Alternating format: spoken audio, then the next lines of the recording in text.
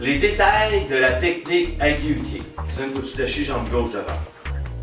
Point à la taille, l'autre main qui prend le contrôle du sang. Le demi-mouvement.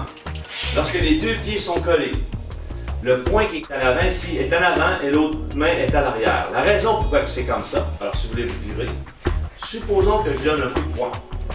S'il croise son poing à l'arrière, moi quand je vais frapper dessus, il est tout poigné avec ça.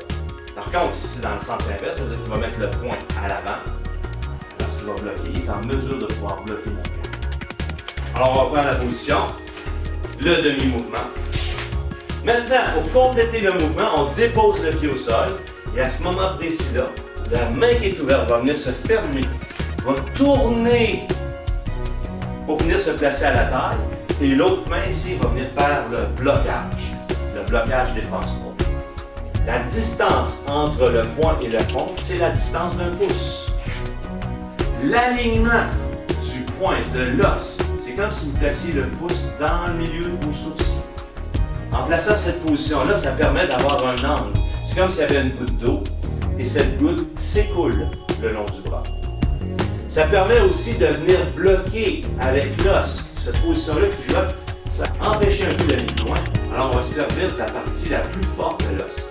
Si vous êtes comme ça, vous allez casser votre bras. Si vous êtes comme ça, vous allez casser votre bras. Cette position ici. Avant de commencer le prochain mouvement, il faut ouvrir la main. Et là, vous allez exécuter le prochain mouvement. Même chose ici, ouvrir la main pour exécuter le prochain mouvement. Alors, on revient, position celle du dashi. On va exécuter le Agiuki vitesse normale. 1, 2,